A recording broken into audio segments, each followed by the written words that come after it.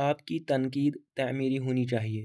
امام ابن قیم رحمۃ اللہ علیہ فرماتے ہیں، نصیحت اور سرزنش میں یہ فرق ہے کہ نصیحت جس کو آپ کرتے ہیں اس پر شفقت اور رحمدلی کی صورت میں احسان کرتے ہیں۔ ناصح کی اس سے مراد اللہ تعالیٰ کی رضا جوئی اور خلق خدا کی خیر خواہی ہوتی ہے، اس لیے وہ اس میں بہت زیادہ نرمی سے کام لیتا ہے۔ جس کو نصیحت کرتا ہے اس کی طرف سے دی جانے والی اذیت بھی برداشت کرتا ہے۔ وہ اس کے ساتھ ایک ایسے شفیق معالج کا سلوک کرتا ہے جو مریض کی بد اخلاقی اور نفرت کو برداشت کرتا ہے، لیکن بڑی نرمی اور توجہ سے اس تک صحیح دوا پہنچاتا ہے۔ لیکن ڈانٹ اور سرزنش کا مقصد کسی کی اہانت کرنا اور اس کو آد دلانا ہوتا ہے۔ ناصح اور ڈانٹنے والے میں ایک یہ فرق بھی ہے کہ ناصح کی نصیحت اگر کوئی قبول نہیں کرتا تو وہ عداوت نہیں رکھتا، بلکہ کہتا ہے تم میری بات قبول کرو یا نہ کرو، میرا اجر مجھے مل چکا ہے۔ وہ غیر موجودگی میں اس کے حق میں دعا کرتا ہے اور اس کے عیب مشتہر نہیں کرتا۔ مگر ڈانٹنے والے کا مقصد اور رویہ اس کے عکس ہوتا ہے۔ اساتذہ کرام کو چاہیے کہ وہ اپنے شاگردوں کے ساتھ ناصحانہ رویہ رکھیں اور ڈانٹ ڈپٹ سے گریز کریں۔ ہم میں سے ہر شخص تنقید کو ناپسند کرتا ہے اور اس کو سن کر بوجھ محسوس کرتا ہے، بلکہ وہ تنقید کو اپنی ذات پر حملہ تصور کرتے ہوئے اپنی ذات کا دفاع کرنے کے لیے کھڑا ہو جاتا ہے۔ تاہم انسان کو چاہیے کہ اگر وہ اپنے کسی رویے یا نظریے کا دفاع کرنا چاہتا ہے تو بہترین انداز اور منظم افکار کے ساتھ کرے۔ اسی طرح ہم اکثر لوگ اس اندیشے کے ساتھ دوسروں پر تنقید کرنے سے گریز بھی کرتے ہیں کہ شاید وہ تنقید قبول نہ کریں یا شاید ان کے جذبات مجروح ہوں۔ معلوم ہوا کہ بہت سارے لوگ جانتے ہیں کہ تنقید ایک منفی چیز ہے جس سے وہ خود بھی ڈرتے ہیں اور دوسروں کے متعلق بھی یہی محسوس کرتے ہیں، لیکن یہ سوال باقی رہتا ہے کہ پھر ہم کس طرح اپنے عیوب اور نقائص سے آگاہ ہوں گے، ان کو درست کریں اور اپنی ذات میں بہتری لائیں؟ کیا ہم اپنے نقائص کو اسی طرح دیکھ سکتے ہیں جس طرح ان کو لوگ دیکھتے ہیں؟ اگر سوال کو اس طرح الٹ دیں کہ کیا وہ صورت جو ہم لوگوں میں دیکھتے ہیں وہ بھی اپنے آپ میں وہی صورت دیکھتے ہیں؟ اختلاف کا ہونا ضروری ہے، کیونکہ اگر ہم اپنے تمام عیوب اور نقائص سے آگاہ ہو جائیں اور ان کو درست کرنے کا طریقہ بھی معلوم کر لیں تو ہم فوراً ان عیوب کی اصلاح کر لیں اور وہ بہت کم رہ جائیں۔ اس تمہید سے معلوم ہوا کہ ہمیں تنقید کی ضرورت ہے، لیکن منفی انداز میں نہیں بلکہ مثبت انداز میں۔ اگر ہم دوسروں کی تنقید کو منفی نظر سے دیکھیں تو ہم مایوسی کا شکار ہو جائیں اور اس تنقید کا جواب بھی منفی رد عمل ہی کی صورت میں دیں گے۔ اس طرح ہم دوسروں کی کارکردگی کے بارے میں دی گئی رائے کو جاننے اور سمجھنے کے موقع سے محروم ہو جائیں گے، اور وہ بھی اپنے بارے میں ہماری رائے جاننے کے موقع سے ہاتھ دھو بیٹھیں گے۔ تنقید قبول کرنے کے دو طریقے: ایک، کاغذ کے ٹکڑے پر یہ مندرجہ ذیل دونوں عبارتیں لکھ لیں اور اس کو ایسی جگہ چسپاں کریں جہاں ہر وقت آپ کی نظر پڑتی ہو۔ تھوڑے دنوں بعد آپ واضح فرق محسوس کریں گے۔ تنقید ان معلومات کا نام ہے جو ترقی میں معاون ثابت ہو سکتی ہیں۔ تنقید بنیادی معلومات اور مہارتیں سکلز سیکھنے کا نام ہے۔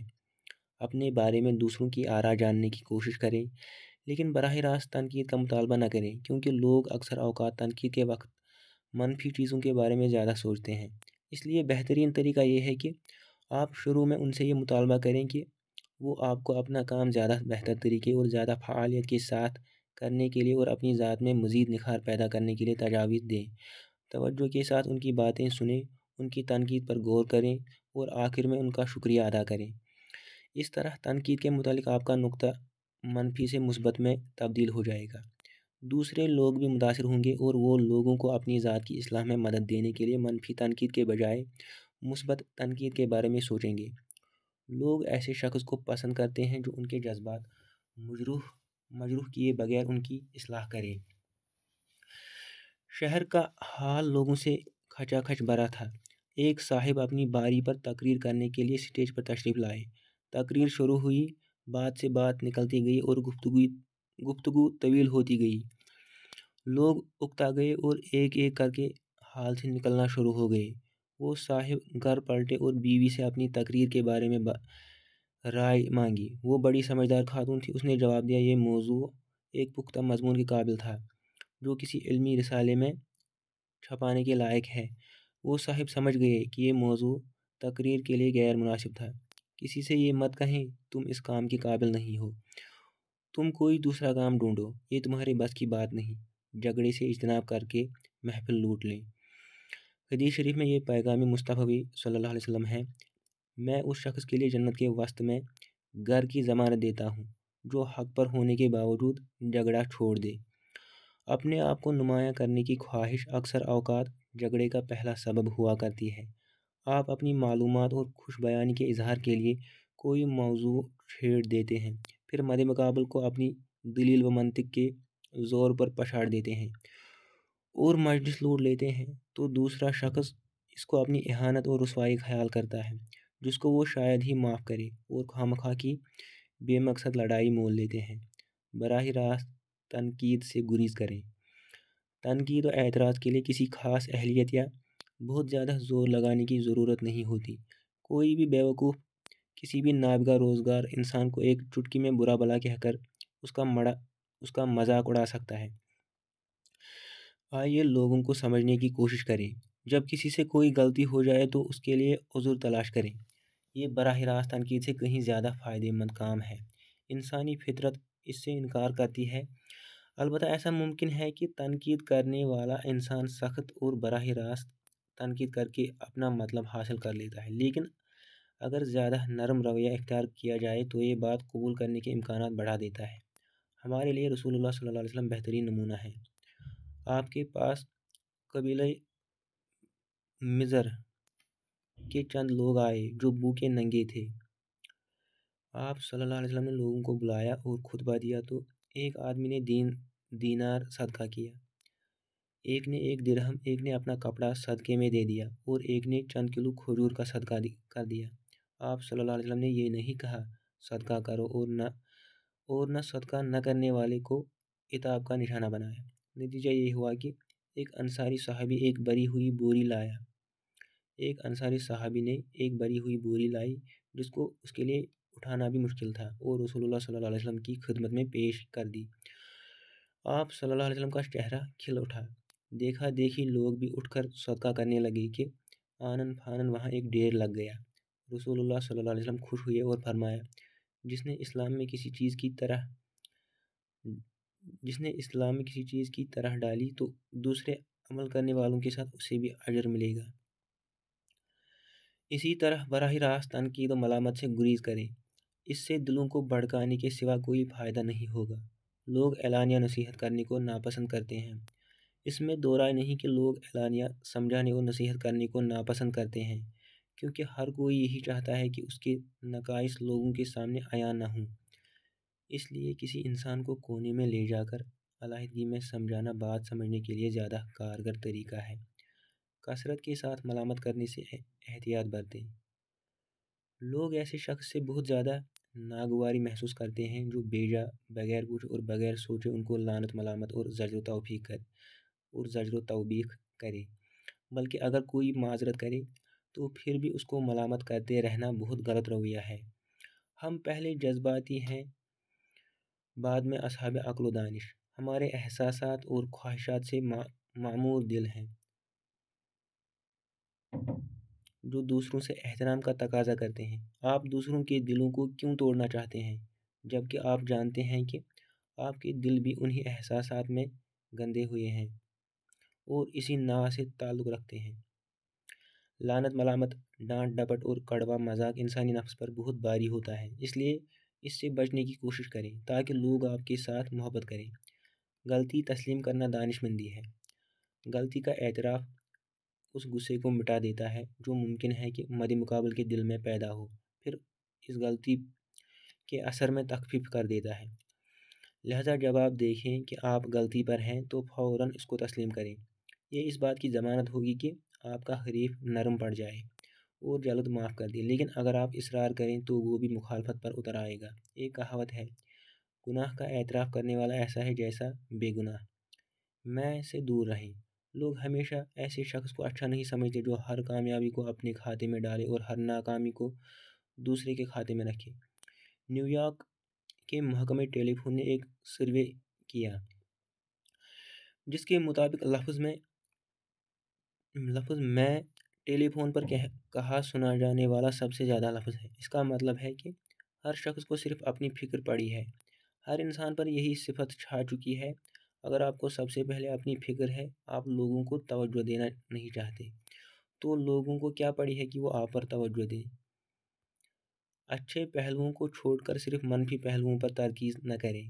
مثال کے طور پر زندگی کے ہر معاملے اور ہر مسئلے میں ایک مسلمان خاتون کو اپنے مسلمان خاوند کے ساتھ تعلق اسی بنیاد اور قاعدے پر استوار ہونا چاہیے۔ رسول اللہ صلی اللہ علیہ وسلم کا فرمان ہے، کوئی مومن مرد خاوند کسی مومن خاتون بیوی کو ناپسند نہ کرے۔ اگر اس کی کوئی عادت اچھی نہیں لگتی تو کوئی دوسری ایسی ہوگی جو اس کو پسند ہوگی۔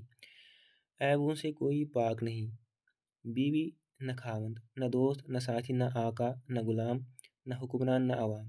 حضرت سعید بن مسیب کا قول ہے، کوئی شریف، کوئی عالم، کوئی معزز عیب سے خالی نہیں، لیکن کچھ لوگ ایسے ہوتے ہیں جن کے عیب بیان نہیں کرنے چاہیے۔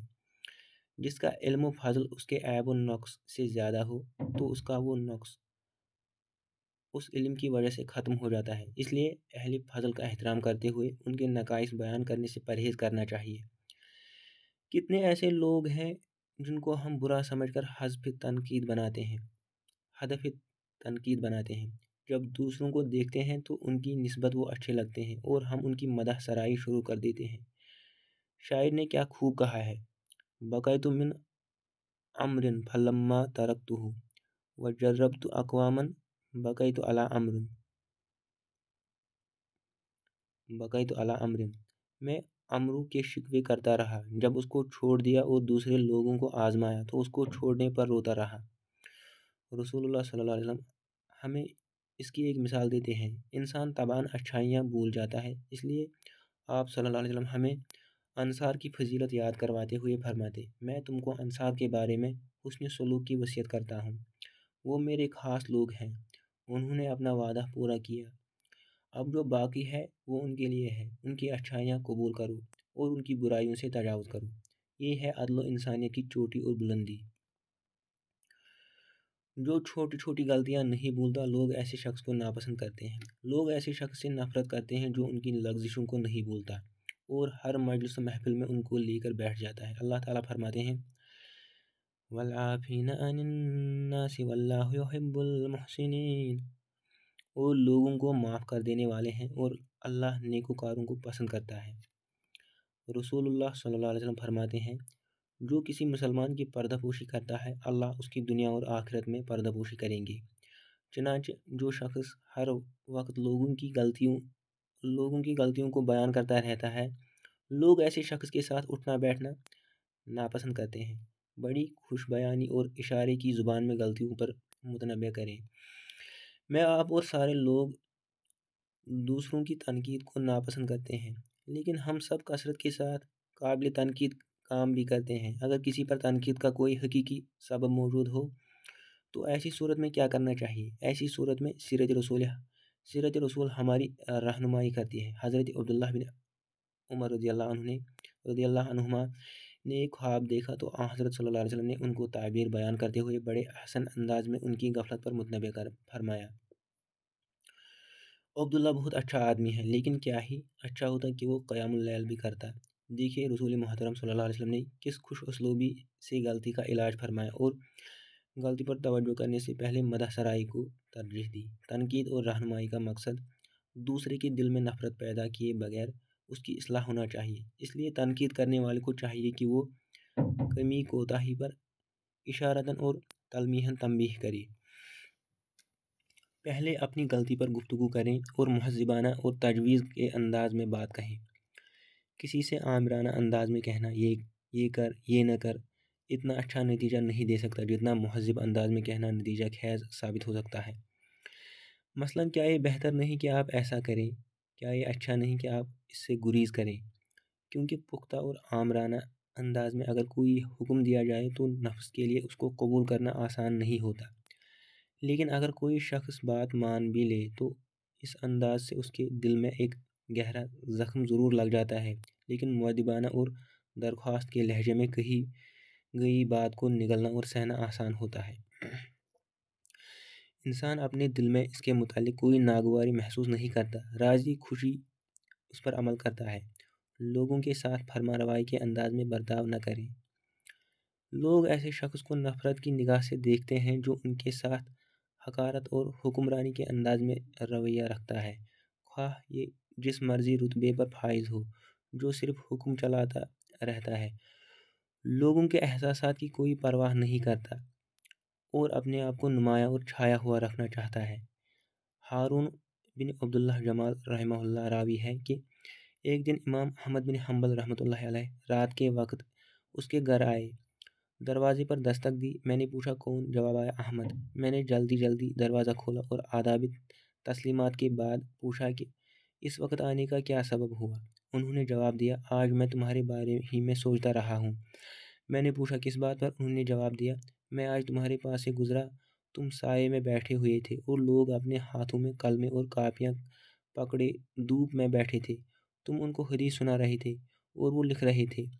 وہ دوبارہ ایسا نہ کرنا، جب بیٹھو تو لوگوں کے ساتھ ہی بیٹھو۔